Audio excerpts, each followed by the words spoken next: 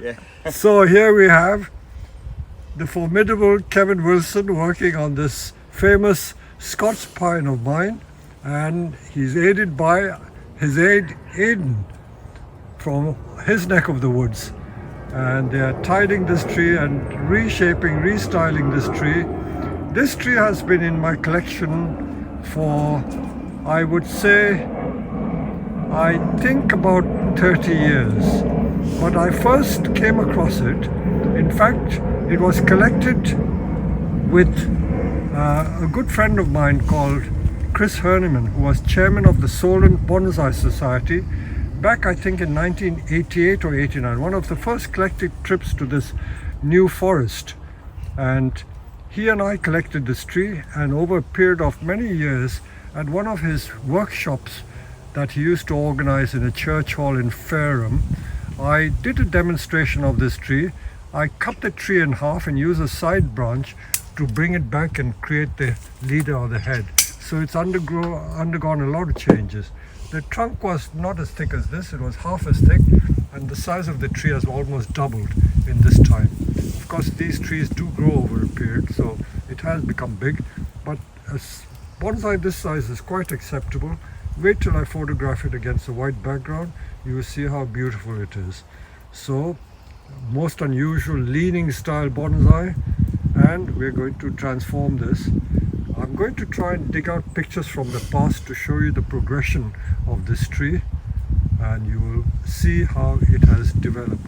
Unfortunately, I do not have the picture when we collected it back in 1988, but it might surface, you never know.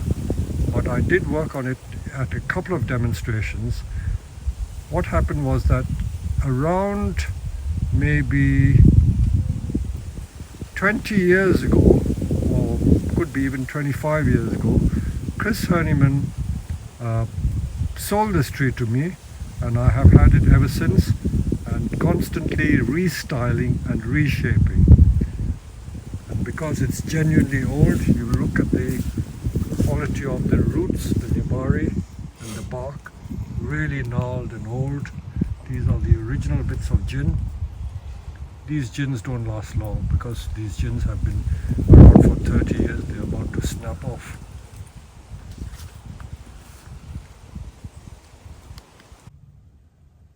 This is a view of our nursery taken about 15, maybe 20 years ago.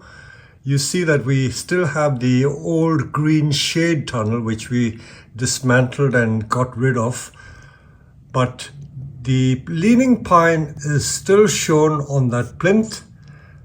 Look at the lovely colorful maples. So this picture was taken about the same time, I think. No, it would be in the spring when the Deishojo maples are all in lovely color. So have a look at the tree. It was more upright, more full.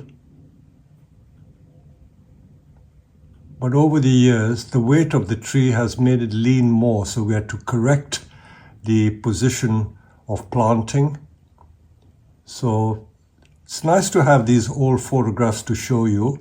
And I'm now going to go out onto the nursery and take another shot of the tree from the same position that I took this photograph and show you the changes.